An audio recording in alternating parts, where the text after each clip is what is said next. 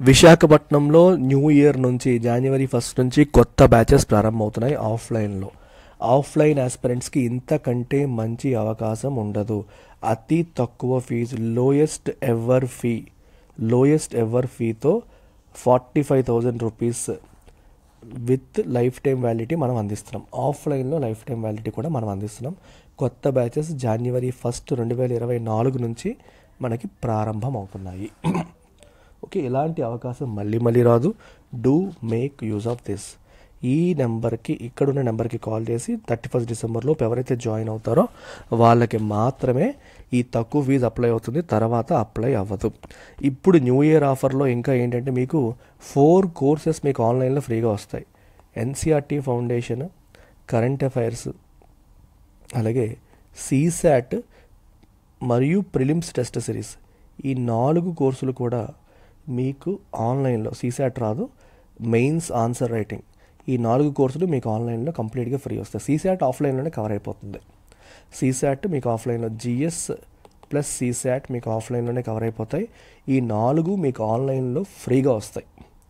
So ఇంత మంచి opportunity మళ్ళీ రాదు. ఇంత తక్కువ ఫీజుకి మీరు ఎక్కడైనా వెరిఫై చేసుకోవచ్చు, ఎల్టీఎక్స్ క్లాసెస్ క్వాలిటీ మెయింటైన్ చేస్తూ. యూపీఎస్సీ ఇన్ఫినిటీ ఆఫ్లైన్తో పాటు ఆన్లైన్ పైన కూడా మనం న్యూ బ్యాచెస్ స్టార్ట్ చేస్తున్నాము. తక్కువ ఫీజులో జిఎస్ ఫౌండేషన్తో పాటు యాడ్ ఆన్ ప్యాక్ ఇస్తూ, అన్ని అదర్ ఎగ్జామ్స్ కూడా క్లబ్ చేస్తూ, అంటే గ్రూప్ 1, గ్రూప్ 2 ఇవన్నీ కూడా ఇందులో క్లబ్ అయిపోతాయి. బ్యాంక్ ఎగ్జామ్స్, ఎస్ఎస్సి ఎగ్జామ్స్, దేనికి మళ్ళీ సెపరేట్గా పేమెంట్ చేయాల్సిన అవసరం లేకుండా మీకు యూపీఎస్సీ ఇన్ఫినిటీ ప్రోగ్రామ్ అందుబాటులోకి వచ్చింది విత్ లైఫ్ టైం వ్యాలిడిటీ. 31 డిసెంబర్లోపు జాయిన్ అయ్యే వాళ్ళకి మాత్రమే ఇది వర్తిస్తుంది. ఈ నెంబర్కి మీరు కాంటాక్ట్ చేయాలి if you have any doubts. Keep it in mind. So look at today's editorial. Title ఏం చెప్తుంది వాటిది? A case of రివాంచిజం. అసలు రివాంచిజం అంటే అర్థం ఏంటి?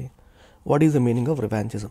రివాంచిజం అంటే అన్ యాక్ట్ ఆఫ్ రిటాలియేషన్, అంటే తిప్పి కొట్టడం, లేకపోతే ప్రతీకారం తీర్చుకోవడం, లేకపోతే మనం కోల్పోయింది తిరిగి మనం తెచ్చుకునే ప్రయత్నం చేయడం. అర్థమవుతుందా? సో లాస్ట్ గ్లోరీ లేదా లాస్ట్ ప్లేసెస్, ఫర్ ఎగ్జాంపుల్ మన దగ్గర ఉన్న ప్లేస్ ఇంకొకటి నొక్కేశాడు, తిరిగి వాడి దగ్గర మనం లాగేసుకోవాలి. ఫర్ ఎగ్జాంపుల్ ఇది ఏ కాంటెక్స్ట్లో వాడుతున్నారంటే, మనకి మిడీవల్ ఎరాలో ముస్లిమ్స్ భారతదేశంలో అడుగుపెట్టి తర్వాత చాలా హిందూ దేవాలయాల్ని వాళ్ళు మాస్కులుగా మార్చేశారు అనేది ఆరోపణ. సో తిరిగి వాటిని మళ్ళీ మనం హిందూ దేవాలయాలుగా మార్చుకోవాలి అని చేసే ప్రయత్నం. So it is our last sites అంటే తెలుసు కదా, ప్లేసెస్ లేదా లాస్ట్ టెంపుల్స్, వాటిని మళ్ళీ మనం తెచ్చుకోవాలి. What ever we have lost way to get them back అనే ఆలోచన విధానాన్ని మనం రివాంచిజం అని చెప్పి అంటాం. ఓకే, సో ఇది ఏ కాంటెక్స్ట్లో వాడుతున్నారు, ఎందుకు ఇది చెప్తున్నారు అనేది మనం డీటెయిల్స్లోకి వెళ్దాము. ఇది వెళ్ళే లోపు you need to understand an act called Places of Worship Act.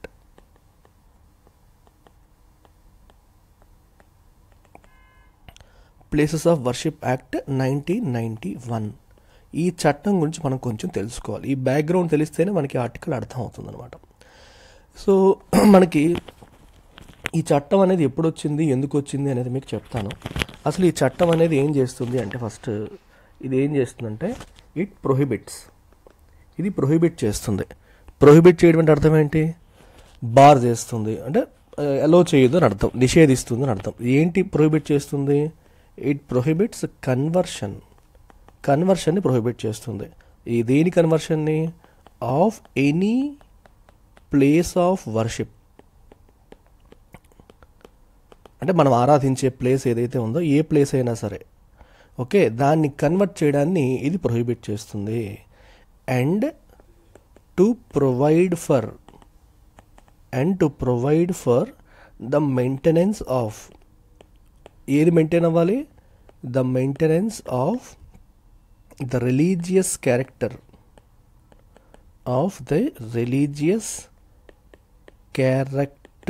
చాలా ఇంపార్టెంట్ ఇది, of any place of worship, religious character of any place of worship as it existed, ఇది important, as it existed on 15th August 1947 15th August రోజు అది ఒక చర్చిగా పిలువబడితే అది చర్చిగానే ఉంటుంది. ఆ రోజు అది మాస్క్గా పిలువబడితే అది మాస్క్గానే ఉంటుంది, ఆ రోజు ఒక టెంపుల్గా పిలువబడితే అది టెంపుల్గానే మెయింటైన్ అవుతుంది. దాని రిలీజియస్ క్యారెక్టర్ని 15th ఆగస్ట్ 1957లో ఏదైతే ఉందో అదే మెయింటైన్ చేయాలి. దాన్ని కన్వర్ట్ చేసే ప్రయత్నాలు ఏవి చేయకూడదు. చర్చిని మసీదుగా, మసీదుని టెంపుల్గా, టెంపుల్ని మాస్క్గా మార్చే ప్రయత్నాలన్నింటినీ కూడా ఇది ప్రొహిబిట్ చేస్తుంది. ఈ పర్టికులర్ చట్టం అనేది ప్రొహిబిట్ చేస్తుంది. ఇది చాలా చాలా చాలా చాలా ఇంపార్టెంట్ చట్టం. అయితే ఈ చట్టం తీసుకురావడానికి గల ప్రత్యేకమైన కారణాలేంటి, ఈ చట్టాన్ని ఎందుకు తీసుకురావాల్సి వచ్చింది, ఇది కూడా మనం తెలుసుకోవాలి. ఎందుకు తీసుకురావాల్సి వచ్చిందంటే 1991లో రామ్ జన్మభూమి మూమెంట్ పీక్లో ఉంది. అయోధ్య అనేది రాముడి జన్మభూమి. అక్కడ ఉన్న బాబ్రీ మసీద్ ఏదైతే ఉందో అక్కడ ఒకప్పుడు రాముడి టెంపుల్ ఉండేది.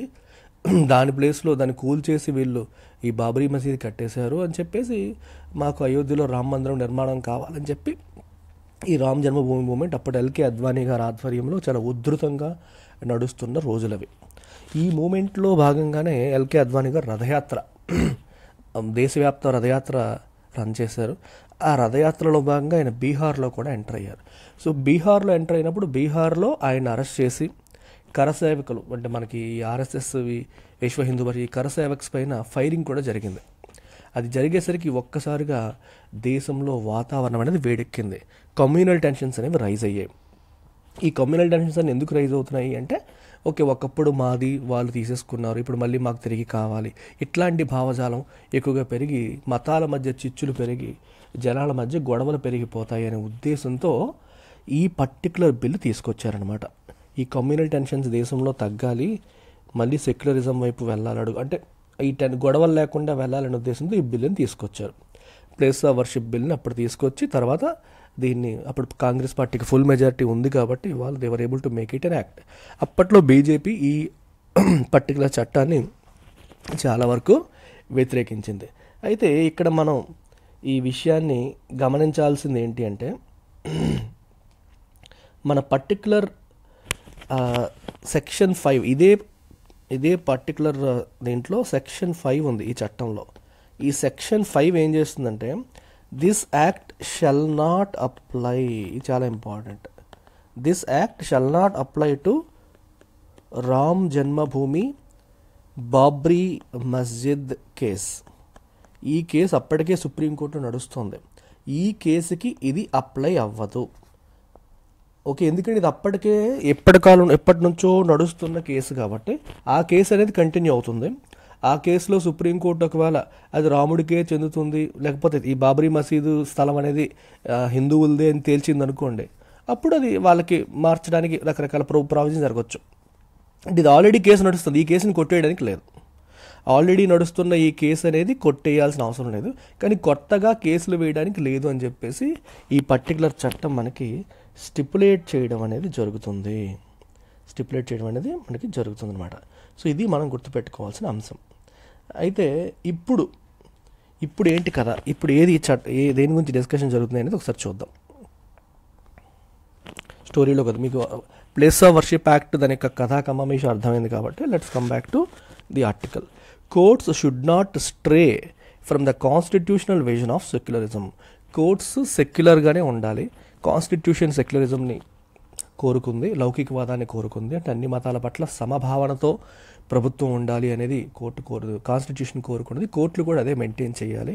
దాని నుంచి వాళ్ళు దూరంగా జరగకూడదు అని ఇక్కడ అంటున్నారు. ఎందుకు ఇలా అన్నారు చూద్దాం. The judiciary should not be seen as legitimising recurring communally motivated attempts to change the status of places of worship. Places of worship యొక్క స్టేటస్ని మార్చడానికి ఈ మధ్య చాలా ప్రయత్నాలు జరుగుతున్నాయి. అందులో మోటివేటెడ్ అంటే కొన్ని ఉద్దేశాలతో అవి జరుగుతున్నాయి, మరియు కమ్యూనల్లీ మోటివేటెడ్ అన్నారు. చూడండి, కమ్యూనల్ అంటే మతపరమైన ఉద్దేశాలతో ఈ ప్లేసెస్ ఆఫ్ వర్షిప్ యొక్క క్యారెక్టర్ని లేకపోతే వాటి యొక్క స్టేటస్ని మార్చే ప్రయత్నాలు అనేవి జరుగుతున్నాయి. వాటిని కోర్టు ఆపడానికి ప్రయత్నం చేయాలి, వాటిని లెజిటిమైజ్ చేసే ప్రయత్నం చేయాలి. లెజిటిమైజ్ అంటే అలా చేయడం తప్పు కాదు అన్నట్టుగా కోర్టు ప్రవర్తించేలాగా కోర్టు నడుచుకోకూడదు అని చెప్పి అంటున్నారు. In yet another order that may end up expediting the project of converting a mosque into a temple by indirect means, the Allahabad High Court has ruled that a set of seats filed in 1991 for a declaration that a part of the site of Gyanvapi Mosque in Varanasi as the property of Lord Vishweshwar is not barred by law. So 1991లో Gyanvapi mosque వారణాసిలో ఉంది కదా, ఈ వారణాసిలో ఉన్న జ్ఞాన్వపి మాస్క్లో ఒక part అది lord విశ్వేశ్వర్కి చెందింది, అది హిందువులకి చెందింది, హిందూ దేవుడికి చెందింది, అది మొత్తం మాస్క్ కాదు, కొంత పార్ట్ మాత్రం లార్డ్ విశ్వేశ్వర్కి చెందింది అని చెప్పి 1991లోనే కొన్ని స్యూట్స్ ఫైల్ చేశారు. అయితే మరి ప్లేసెస్ ఆఫ్ వర్షిప్ యాక్ట్ వచ్చింది కదా, ఈ యాక్ట్ ప్రకారం అవి చెల్లవు కదా, దాన్ని కొట్టేయాలి కదా అని ఒక వాదన ఉంటుంది.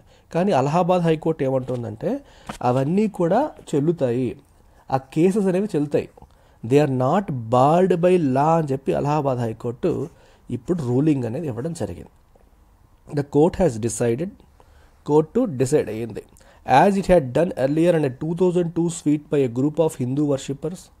2002లో కూడా ఇలాగే ఒక స్వీట్ ఫైల్ చేశారు, దాంట్లో కూడా ఇలాగే డిసైడ్ అయ్యింది ఏమని, that the old sweets are not barred by the Places of Worship Act 1991, which invalidates legal proceedings that may lead to altering the status of any place of worship as it stood on August 15, 1947. Old sweets ఏవైతే ఉన్నాయో, అంటే ఈ చట్టం రావడానికి ముందున్నవి ఏవైతే ఉంటాయో అవి invalidate అవ్వవు. దీని తర్వాత మనకి లీగల్ ప్రొసీడింగ్స్ చేయడానికి లేదు, కానీ దానికంటే ముందున్నవి ఇన్వాలిడేట్ అవ్వవు అని చెప్పి ఈ పర్టికులర్ అలహాబాద్ హైకోర్టు చెప్తోంది. అర్థమవుతుందా? Old suits are not barred by places of worship act. So పాత స్వీట్స్ అంటే 1991 కంటే ముందే ఫైల్ చేసినవి ఏవైతే ఉన్నాయో అవి ఇన్వాలిడేట్ అవ్వవు అని చెప్తోంది. అవి చట్ట ప్రకారం అవి ఓకే, అది కేసులు కోర్టులు తేల్చవచ్చు అని చెప్పి చెప్తోంది. In what seems to be spacious reasoning, the court has held that the act is not applicable as the religious character of the structure is yet to be determined. ఈ స్ట్రక్చర్ యొక్క religious character అనేది ఇంకా determine కాలేదు, కాబట్టే ఈ act అనేది దీనికి applicable కాదు అని కోర్టు చెప్పారు. స్పీషియస్ అంటే ఇక్కడ కొంచెం కైండ్ ఆఫ్ మిస్లీడింగ్ అనే మీనింగ్ వస్తుంది అనమాట. అంటే కొంచెం బయటికి కరెక్ట్లా అనిపించినా సరే కరెక్ట్ కాని రీజనింగ్ అని అర్థం. లాజికల్గా కనిపించినా అది లాజికల్ కాదు, తప్పుడు రీజనింగ్ అని చెప్పేసి అంటున్నారు. అలాంటి రీజనింగ్ కోర్టు అప్లై చేసింది. ఈ యాక్ట్ అనేది ఈ జ్ఞాన్వపి మసీద్ కేసుకి అప్లై అవ్వదు, ఎందుకంటే religious character of the structure ఇంకా డిటర్మైన్ కాలేదు కాబట్టి అని చెప్పి చెప్తోంది. రిలీజియస్ క్యారెక్టర్ డిసైడ్ కాలేదు అని ఎందుకు అంటున్నారంటే ఒకసారి చూద్దాం. In other words, instead of nipping the cunning piece of litigation in the bud, the court has allowed a full civil trial to decide whether the structure of the Gyanvapi compound is a mosque or a temple and stated that unless this status is determined based on evidence it cannot be called a temple or a mosque. So బేసిక్గా ఇక్కడ point ఏంటి అంటే ఈ structure అనేది టెంపులా లేకపోతే mask అనేదే clarity లేదు. అది ఒకవేళ మాస్క్ అని పక్కాగా తెలిస్తే ఓకే, మీరు చెప్పిన పాయింట్ మేము యాక్సెప్ట్ చేయొచ్చు, కానీ ఈ విషయంలో దాని రిలీజియస్ క్యారెక్టర్ ఏంటి అనే దాంట్లోనే క్లారిటీ లేదు. అది మాస్క్లా కనిపిస్తోంది కానీ టెంపుల్ ఫీచర్స్ ఉన్నాయి, అది టెంపులా మాస్క్ అనేది తెలియదు. అందుకే ఆర్కియలాజికల్ సర్వే ఆఫ్ ఇండియా వాళ్ళకి అప్పచెప్పారు సర్వే చేయమని కూడా చెప్పడం జరిగిందనమాట. సో ఇది ఏంటో తేల్చమని కూడా చెప్పడం జరిగింది. అలాంటిది అది ఏదో తేలకుండా అది మాస్క్ అని ఎలా కన్ఫర్మ్ చేస్తాం, దాన్ని కన్వర్ట్ చేయకూడదని ఎలా అంటాము అనేది కోర్టు చెప్తున్న రీజనింగ్. అర్థమవుతుందా? సో అందుకని దాని స్టేటస్ అనేది ఒక ఎవిడెన్స్ని బేస్ చేసుకొని డిటర్మైన్ అయితే తప్పితే దాన్ని టెంపుల్ అని లేదా మాస్క్ అని అనలేము. సో రిలీజియస్ క్యారెక్టరే ఇంకా డిటర్మైన్ కాలేదు కాబట్టే దీనిపైన ఉన్న కేసెస్ అనేవి సివిల్ సీట్స్ ఏవైతే ఉన్నాయో అవి వర్తిస్తాయి, అవి బార్ చేయాల్సిన అవసరం లేదు అని చెప్పేసి ఇక్కడ చెప్తున్నారు. Such an approach May only end up driving modern society ఇంటి రివాంచిస్ట్ మైండ్ సెట్. కోర్టు ఈ రకమైన అప్రోచ్ ఫాలో అవ్వడం వల్ల అదేమవుతుంది, మోడర్న్ సొసైటీని రివాంచిస్ట్ మైండ్ సెట్ వైపు నడిపే అవకాశం ఉంటుంది. రివాంచిస్ట్ అంటే అర్థమైందా? ఇది ఒకప్పుడు మాది, వాళ్ళు తీసుకున్నారు, సో మాకు తిరిగి కావాలి. సో దీనివల్ల ఏమవుతుంది, హిందువులకి ముస్లిమ్స్కి మధ్య గొడవలు వచ్చే అవకాశాలు అనేవి ఉంటాయి. Seeking to avenge medieval depredations, medieval ఎరాలో మనకి వీళ్ళు చేసిన డిప్రెడేషన్ ఏంటి, మనకి దండయాత్రలు చేసి ప్లండరింగ్ చేశారు, దోపిడీలు చేశారు. ఎవరు? ఇస్లామిక్ రూలర్స్ చాలామంది, వాళ్ళు వచ్చి భారతదేశం పైన చేసిన దోపిడీలు, దండయాత్రలు, తప్పులన్నిటికీ ఈరోజు మేము ప్రతీకారం తీర్చుకుంటాము అనే మైండ్ సెట్లోకి ప్రజల్ని హిందువుల్ని పంపించే అవకాశం ఉంటుంది, డ్రైవ్ చేసే అవకాశం ఉంటుంది ఇలాంటి తీర్పుల వల్ల, ఇలాంటి అప్రోచ్ వల్ల అని చెప్పేసి అంటున్నారు. In the case of the 2022 suits by women worshippers, 2022లో ఉమెన్ వర్షిప్పర్స్ ఒక స్వీట్ వేశారు. ఏమని? The court had noted that the proceedings were aimed at asserting a right to worship the deities on the mosque precincts and not to convert it into a temple. అంటే అదే mask పరిసరాల్లోనే అక్కడ మా దేవుడు ఉన్నాడు, అతను మేము వర్షిప్ చేసుకుంటాము, కావాలంటే మీరు చూడండి, దానికి మాకు అప్రూవల్ ఇవ్వండి, మాకు అలౌ చేయండి అని చెప్పేసి కొంతమంది ఉమెన్ కేసు వేయడం జరిగింది. మాస్క్ పరిసర ప్రాంతాల్లోనే ఆ లోపలే విత్ ఇన్ దట్ ఆ ప్రాంతంలోనే మా దేవుడు కూడా ఉన్నాడు, మేము వర్షిప్ చేసుకుంటామని చెప్పేసి మాకు అవకాశం ఇవ్వమని వాళ్ళు అడిగారు. ఓకే, మేము టెంపుల్గా మార్చమని మేము అడగట్లేదు, అది మాదే, అది మా దేవుళ్ళు ఉన్నారు, మేము వర్షిప్ చేసుకుంటాం, అవకాశం ఇవ్వండి అని చెప్పి వాళ్ళు అడిగారనమాట. However, the 1991 sweets explicitly seek a declaration that the main part of the site is a mosque. 1991లో వేసిన స్వీట్స్ ఎలాంటివి? అసలు మెయిన్ పార్ట్ ఆఫ్ ద మాస్కే ఒక టెంపుల్, ఒక main part of the mosque is a site and also want the mosque administrators to remove all they religious effects. Okay, వీళ్ళు ఏమంటున్నారంటే declaration అడుగుతున్నారు, explicitly seek declaration the main part of the site is a mosque and also want the mosque administrators to remove all the religious effects. Okay, ఇది mosque అని రాశారా లేకపోతే temple అని చెప్పడం ఉద్దేశం అంటే తెలియదు. రిలీజియస్ ఎఫెక్ట్స్ అంటే అర్థం ఏంటంటే దానికి సంబంధించినవి అని అర్థం. అంటే మనకి మాస్క్ అని చెప్పబడే ఎఫెక్ట్స్ ఏవైతే ఉన్నాయో, ఎఫెక్ట్స్ అంటే దానికి సంబంధించిన యాజ్ ఎ రిజల్ట్ వచ్చినవి మతపరమైనవి ఏవైతే ఉన్నాయో వాటన్నిటిని రిమూవ్ చేసేయాలి, ఆ మాస్క్ అడ్మినిస్ట్రేటర్స్ అవన్నీ రిమూవ్ చేసేయాలని చెప్పి అందులో అడుగుతున్నారు. అసలు main part of the site అనేది మాస్క్ అని డిక్లేర్, ప్రాబబ్లీ ఇది టెంపుల్ అని ఉద్దేశమేమో, మరి డిక్లేర్ చేయమని కూడా 1991 స్వీట్స్ అడుగుతున్నాయి. Despite this explicit relief being sought, the court has chosen to treat it as a suit that is maintainable and not barred by places of worship act. So ఎక్స్ప్లిసిట్గా వాళ్ళు ఇది పలానా అంటే రిలీజియస్ క్యారెక్టర్ని మార్చమని అడుగుతూ వేసిన కేసు అది. అయినప్పటికీ కూడా కోర్టు ఏమో దీన్ని మెయింటైనబుల్ స్వీట్ కింద భావిస్తోంది, ప్లేస్ ఆఫ్ వర్షిప్ యాక్ట్ దీన్ని రద్దు చేస్తుందని చెప్పి కోర్టు భావించట్లేదు. The order has also upheld the order for a survey of the premises by the archaeological survey of India but asked for ASI survey done on the base of 2002 suits for the purpose of declaring the 1991 suits also. So archaeological survey of India వాళ్ళ ద్వారా ఒక survey చేయడానికి కూడా ఒక ఇంతకుముందు వచ్చిన ఆర్డర్ని ఇది డిఫెండ్ చేసింది. ఆ ఆర్డర్ని కొట్టేయమని అన్నారు, దాన్ని డిఫెండ్ చేయడం జరిగింది. సో ఈ సర్వే కూడా 2022 స్వీట్స్లో భాగంగా వాళ్ళు అడిగారు చూడండి, దాన్ని బేస్ చేసుకొని చెయ్యమని ఈ పర్టికులర్ కోర్ట్ చెప్తోంది. It has provided for a further survey if necessary, అవసరమైతే ఇంకో సర్వే చేయడానికి కూడా అప్రూవల్ అనేది ఇచ్చింది. What is disconcerting in the high court order? Disconcerting అంటే disturbing in the high court order is that it claims that the dispute raised in the case is of vital national importance. Disturbing issue ఏంటంటే ఇందులో raise చేసిన dispute అనేది is of vital national importance, ఇది దేశానికి చాలా important విషయం అని చెప్పి చెప్తోంది. This is an astounding claim for a judicial institutions to make while adjudicating litigation between two parties. రెండు పార్టీస్, ఒక ముస్లిం పార్టీ, ఒక ఇండియన్ పార్టీ, ఒక హిందూ పార్టీకి మధ్య జరుగుతున్న ఒక లిటిగేషన్ని ఇష్యూ ఆఫ్ నేషనల్ ఇంపార్టెన్స్ అని చెప్పడం అనేది కొంచెం ఆశ్చర్యకరంగా ఉన్న అంశంలాగా అది కూడా ఒక జ్యుడిషియరీ దీన్ని అంత పెద్దగా మాట్లాడడం అనేది కొంచెం అస్టౌండింగ్గా ఉంది, ఆశ్చర్యకరంగా ఉంది అని చెప్పి అంటున్నారు. The judiciary must stay committed to the constitutional vision of secularism. Judiciary సెక్యులరిజంకి స్టిక్ అవ్వాలి and enforce the statutory bar on converting or reconverting the status of places of worship. ఈ ప్లేసెస్ ఆఫ్ వర్షిప్ యొక్క స్టేటస్ని మార్చకుండా ఈ చట్టం ఏదైతే statute ఏదైతే ఇచ్చిందో, బార్ అంటే నిషేధం ఏదైతే ఉందో దాన్ని మెయింటైన్ చేయడానికి ప్రయత్నం చేయాలి, దాన్ని నీరుగార్చే ప్రయత్నాన్ని జ్యుడిషియరీ చేయకూడదు అని చెప్పేసి ఫైనల్గా ఇక్కడ చెప్పడం జరుగుతుంది. సో ఇది ఈ ఆర్టికల్ యొక్క కథా కమామేషు.